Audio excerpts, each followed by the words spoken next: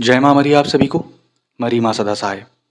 आज हम एक वीडियो में दो अति महत्वपूर्ण टॉपिक पर चर्चा करेंगे और ये आपके लिए बहुत ही ज्ञानवर्धक होगा।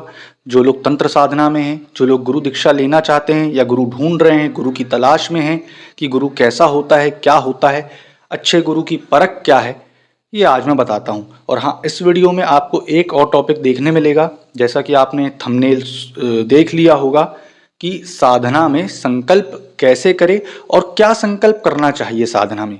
तो वीडियो के अंत तक बने रहें। चलिए अपन शुरू करते हैं। पहली बात आती है कि गुरु का महत्व क्या है।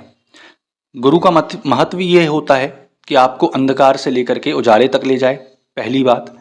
दूसरी बात ये कि आप घर पे भी ऑनलाइन क्लासेस में पढ़ सकते हैं, परंतु आप ग्रुप स्टडी में या फिर एक टीचर से क्यों पढ़ना चाहते हैं, जबकि आपके पास बुक है, आप बुक से पढ़ लीजिए।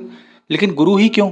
इतनी सारी तंत्र विद्या की पुस्तकें हैं, इतने सारे डाबर तंत्र की पुस्तकें हैं, शाबर तंत्र की पुस्तकें हैं, आप उससे कुछ क्यों नहीं कर लेते?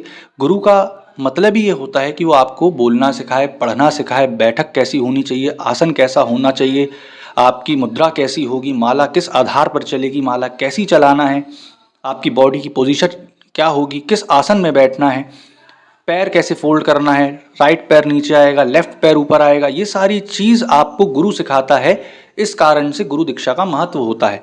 उसके गुरु मंत्र को भेदना हर किसी के बस की बात नहीं होती। आप किसी के गुरु मंत्र को भेद नहीं सकते। लोग आज बोलते हैं कि मैंने इसकी शक्ति खींच ली, मेरी शक्तियों को बांध दिया। जब तक आपको गुरु मंत्र आपके पास सिद्ध है, आपकी शक्ति, आपकी पावर, आपकी सिद्धियां, आपकी एनर्जी, ऊर्जाएं कोई नहीं खींच सकता, पहली चीज़।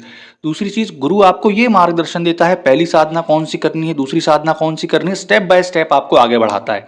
तीसरी चीज़, गुरु की कृपा इतनी असीम होती है कि फॉर एग्जाम्पल मेरे एक शिष्य हैं जिनके पास जॉब नहीं थी, आज वो कॉरपोरेट सेक्टर में ठीक ठाक कमा रहे हैं।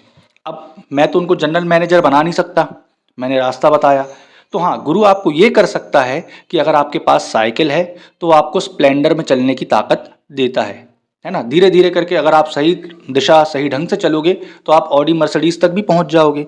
इसलिए गुरु ज़रूरी होता है ना। अब भैरव साधना कई लोग पहले करने बैठ जाते हैं, काली साधना लोग पहले करने बैठ जाते हैं, या किसी के ऊपर कृपा रहती है उनकी, या उन्होंने मंत्र ऊर्जा को उसकी धारण कर लिया साधना करके, तब वो ऊर्जाओं को बांधा जा सकता है या उस पर रुकावट लगाई जा सकती है। परंतु लेकिन आपका अगर गुरु है और उसके बाद आप प्रॉपरली उस गुरु मंत्र को धारण करके सिद्ध करके चल रहे हैं, तो आपकी ऊर्जाएं और शक्तियां या कोई भी चीज़ कभी भी भेद नहीं सकता, बांध नहीं सकता। अब आते हैं कि गुरु कैसे ढूंढें। गुरु ढूंढना सबसे पहली ये चीज़ है कि देखो, मैं अपना ही खुद का एग्जाम्पल लेकर बोल रहा हूँ। अभी गया बिहार से गौरव गोस्वामी जी आए थे, ठीक है ना। उन्होंने आते आते भी मुझसे पूछा कि मेरे को आपके पास कमरे में रहना है, आप उतना अप डाउन नहीं कर पाएंगे, परंतु आप मेरे को बता करके जाएं, आप उसकी दक्षिणा बताएं। मैंने दक्षिणा नहीं बताई। मैंने बोला जो मंदिर के नाम पर आपको दे देना है वो दे देना, इतनी दूर से आ रहे हो आप, ठीक। मैंने ना लिया ना दिया ना कुछ, ठीक। इससे ये पता चलता है कि गुरु सिर्फ पैसों का भूखा नहीं होता, कई बार वो प्रेम का भी भूखा होता है। क्या वो उतनी दूर बिहार से मेरे लिए चल कर आए तो मैं क्या पैसे की डिमांड रखूं?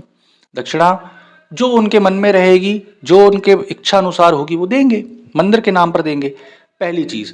दूसरी चीज़ ये दूसरी चीज़ ये कि कुछ ऐसी बातें होती हैं जब आप गुरु बनाते हैं, गुरु से बात करते हैं, तो आप उसको प्रॉपर तरीके से समझ सकते हैं, वीडियो कॉल, ऑन कॉल पर नहीं होता। इसी कारण से गुरु धारण करना ज़रूरी होता है। बिना गुरु के कोई भी साधना सक्सेस नहीं होगी आपकी। नेक्स्ट टॉपिक जो हमारा था, उससे पहले हाँ मैं भी ये बोल दूं कि ऐसा नहीं है कि मैं अपनी यहाँ पर बढ़ाई बता रहा हूँ, है ना, या मैं ये बोल रहा हूँ कि मुझसे ही दीक्षा लो। आपको जो सही लगता है, जिससे सही लगता है कि हाँ मैं इससे जुड़ करके सही चल सकता हूँ, है ना, सही रास्ते में चल सकता हूँ, तो उससे आप दीक्षा लीजिए, है ना। और कई बार कई लोग करते हैं कि अरे हमने गुरु दीक्षा ले ली, हमारी लाइफ में तो प्रॉब्लम्स आएंगे ही नहीं, चींटी तक नहीं काटेगी हमको। ऐसा नहीं होता। गुरु की भी लाइफ में प्रॉब्लम आती है, शिष्य की लाइफ में भी प्रॉब्लम आती है। इवन महादेव जो सबके गुरु हैं, उनकी लाइफ में भी प्रॉब्लम आई है, परंतु गुरु उसको फेस करने की ताकत, क्षमता और बुद्धिमत्ता देता है, ठीक। अब आते हैं नेक्स्ट टॉपिक जो हमारा है कि कई लोग बोलते हैं मंत्र साधना में संकल्प क्या लें। जैसे कि मैं संकल्प क्या लेता हूँ, आंतरिक चेतना की शक्ति बढ़ाएं, मानसिक बल, शारीरिक बल, बौद्धिक बल, आत्मीय ज्ञान, आत्म शांति, कृपा प्रार्थम। ठीक, ये 7 चीज़ मैं बोलता हूँ।